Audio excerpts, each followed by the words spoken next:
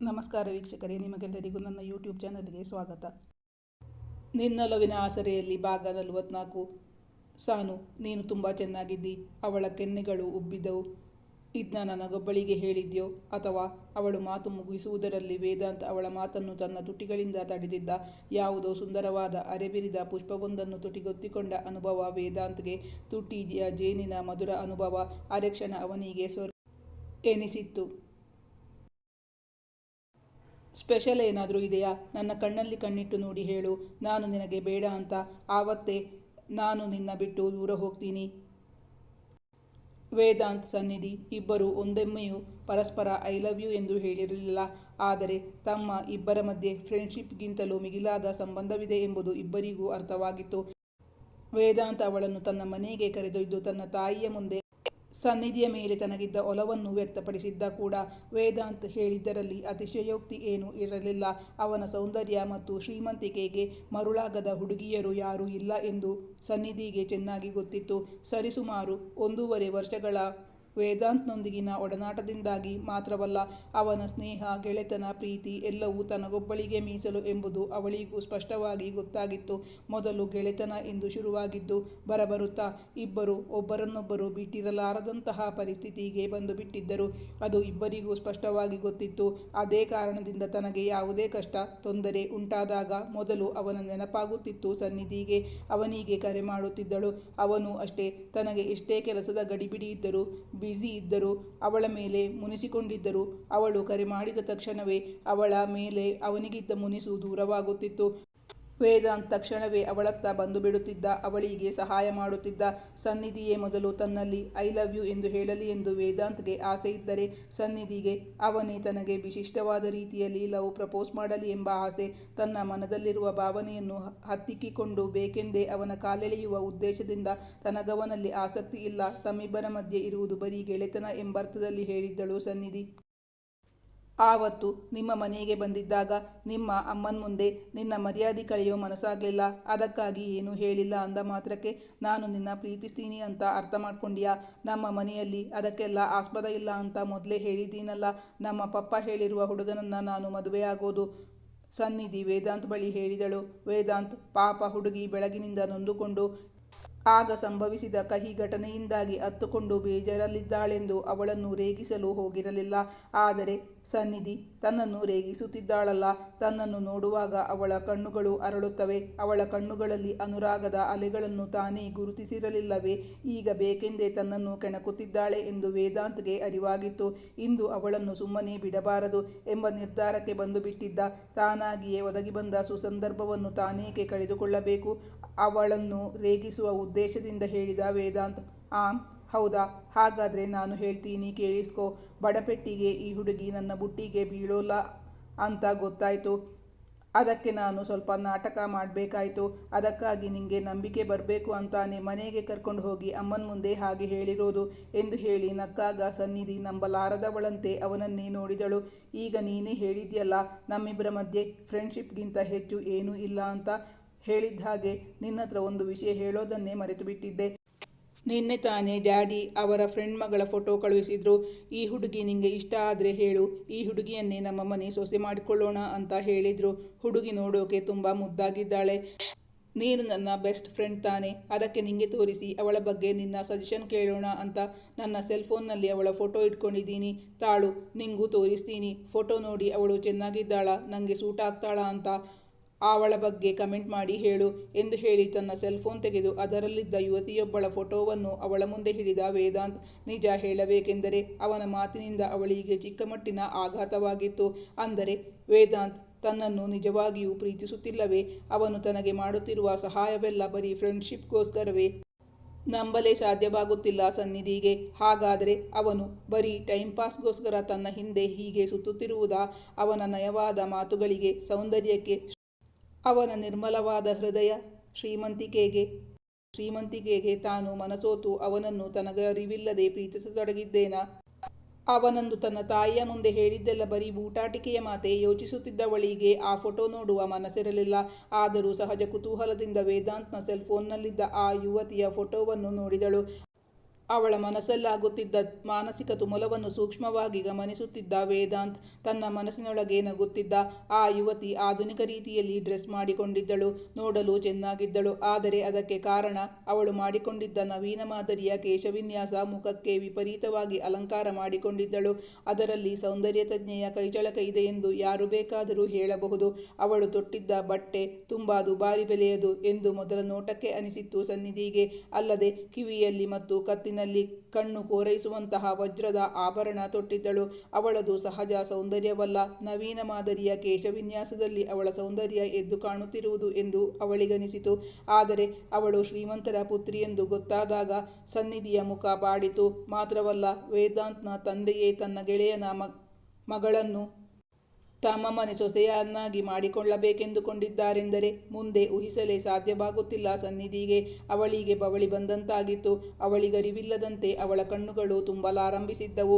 ಅವಳ ಎದೆಯಲ್ಲಿ ಹೇಳಿಕೊಳ್ಳಲಾಗದಂತಹ ಅವ್ಯಕ್ತವಾದ ನೋವು. ಈಗ ತಾನೇನಾದರೂ ವೇದಾಂತ್ನ ಮುಖ ನೋಡಿದರೆ ಅವನು ತನ್ನ ಮನದ ಭಾವನೆಯನ್ನು ಖಂಡಿತವಾಗಿಯೂ ಗ್ರಹಿಸಿಕೊಳ್ಳುತ್ತಾನೆ. ಹೋಗಿ ಹೋಗಿ ಅವನ ಹುಡುಗಿಯನ್ನು ಆಯ್ಕೆ ಮಾಡಲು ತನ್ನಲ್ಲಿ ಹೇಳಿಕೊಂಡನಲ್ಲ, ತನಗೆ ಎಷ್ಟು ಬೇಸರವಾಗಬಹುದು, ತನ್ನ ಮನಸ್ಸಿಗೆಷ್ಟು ನೋವಾಗಬಹುದು ಎಂಬ ಅರಿವು ಕೂಡ ಇಲ್ಲವೇ ಇವನಿಗೆ? ಯೋಚಿಸುತ್ತಲೇ ಫೋಟೋ ನೋಡಿದವಳು ಏನೆಂದು ಉತ್ತರಿಸದೆ ಸುಮ್ಮನೆ ಕುಳಿತಿದ್ದಾಗ ವೇದಾಂತ್ ಒಳಗೊಳಗೆ ನಗುತ್ತಾ ಕೇಳಿದ, ಯಾಕ್ ಸಾನು, ಏನೂ ಹೇಳ್ತಾ ಇಲ್ಲ? ನಿಂಗೆ ಆ ಹುಡುಗಿ ಇಷ್ಟ ಆಗ್ಲಿಲ್ವಾ? ಆವತ್ತು ನನ್ನ ಬರ್ತ್ಡೇ ದಿನ ನಿನ್ನ ಕರ್ಕೊಂಡು ಹೋಗಿ ಡ್ಯಾಡಿಗೆ ಪರಿಚಯ ಮಾಡಿಸಿ ಎಲ್ಲ ಹೇಳೋಣ ಅಂತ ಅಂದ್ಕೊಂಡಿದ್ದೆ. ಆದರೆ ನಾನು ನಿನ್ನ ಹತ್ರ ಆ ವಿಷಯ ಪ್ರಸ್ತಾಪ ಮಾಡಿದಾಗಲೆಲ್ಲ ನೀನು ಅಂಕಲ್ ಆ ವಿಚಾರಕ್ಕೆ ಒಪ್ಪಲ್ಲ ಅಂತ ಸ್ಪಷ್ಟವಾಗಿ ಹೇಳ್ತಾ ಬಂದ್ಯಲ್ಲ.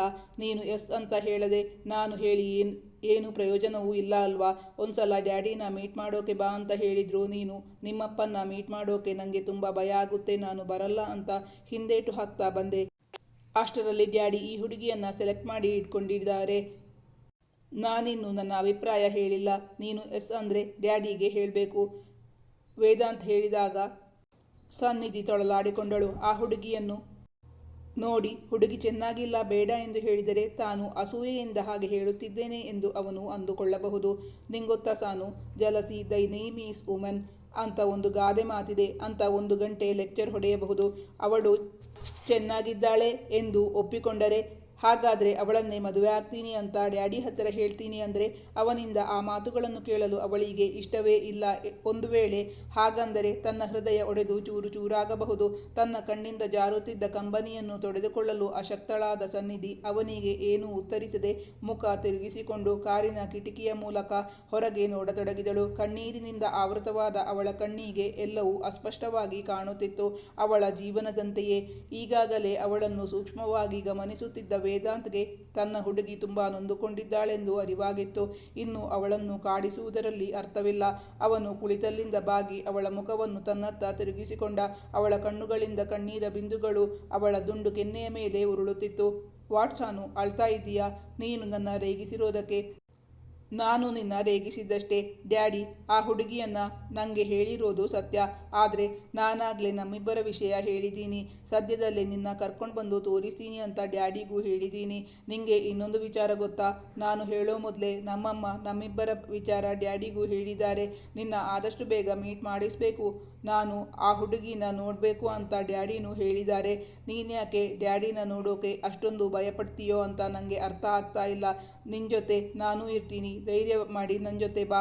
ನಿನ್ನ ಮೊದಲ ಬಾರಿ ನೋಡಿದಾಗಲೇ ನೀನು ನನ್ನ ಹೃದಯ ಕದ್ಕೊಂಡು ಹೋಗ್ಬಿಟ್ಟಿದ್ದೆ. ಅದ್ಯಾಕೋ ಗೊತ್ತಿಲ್ಲ, ಅದನ್ನು ರಿಟರ್ನ್ ಕೇಳೋಕೆ ಮನಸ್ಸೇ ಬರಲಿಲ್ಲ. ನನ್ನ ಹಾರ್ಟ್ ಕದ್ದ ಕಳ್ಳಿಗೆ ಮೊದಲು ನಾನು ಪನಿಷ್ಮೆಂಟ್ ಕೊಡಬೇಕು ಅಂದ್ಕೊಂಡಿದ್ದೀನಿ ಎಂದು ಹೇಳುತ್ತಾ ವೇದಾಂತ್ ಅವಳನ್ನು ಬಳಸಿ ಹಿಡಿದುಕೊಂಡು ಅವಳ ಕಣ್ಣೀರನ್ನು ತನ್ನ ತುಟಿಗಳಿಂದ ಒರೆಸಿದ. ಅವನು ಆಗ ಹೇಳಿದ್ದು ಸತ್ಯವೋ ಈಗ ಹೇಳುತ್ತಿರುವುದು ನಿಜವಾ ಒಂದು ಅರ್ಥವಾಗದೆ ಆಯೋಮಯ ಸ್ಥಿತಿಯಲ್ಲಿ ಅವನನ್ನೇ ನೋಡುತ್ತಿದ್ದಳು ಸನ್ನಿಧಿ. ನಿಜ ತಾನೇ? ಸುಳ್ಳು ಹೇಳಿ ನೀನು ನನ್ನ ಭಾವನೆಗಳೊಂದಿಗೆ ಆಟವಾಡಿ ಆಮೇಲೆ ನನ್ನ ಬಿಟ್ಬಿಡೋಲ್ಲ ತಾನೇ? ಹಾಗೆ ಮಾಡ್ತಾ ಇದೀಯಾ ಅಂತ ಗೊತ್ತಾದರೆ ನಿನ್ನ ಸುಮ್ಮನೆ ಬಿಡೋಲ್ಲ. ಸನ್ನಿಧಿ ಅವನತ್ತ ನೋಡಿ ಅನುಮಾನದಿಂದ ಹೇಳಿದಾಗ ವೇದಾಂತ್ಗೆ ಮೊದಲ ಬಾರಿಗೆ ಅವಳ ಕಣ್ಣುಗಳು ಎಷ್ಟು ಪ್ರಖರವಾಗಿ ಎಷ್ಟು ಅಗಲವಾಗಿವೆ ಎನಿಸಿತ್ತು. ಅವಳ ಮುಖ ನೀಳವಾಗಿ ಸೌಮ್ಯವಾಗಿ ಅರೆಬಿರಿದ ಮೊಗ್ಗಿನಂತಿದೆ ಎನಿಸಿತು. ಅವಳ ಮೂಗು ಎಷ್ಟು ನೇರವಾಗಿ ಸೂಕ್ಷ್ಮತೆಯ ಆಗರವಾಗಿದೆ. ಕೆನ್ನೆಗಳು ಕೆಂಪು ಮಿಶ್ರಿತ ಕೆನೆ ಬಣ್ಣದಲ್ಲಿ ಎಷ್ಟು ಕಾಂತಿಯುಕ್ತವಾಗಿದೆ.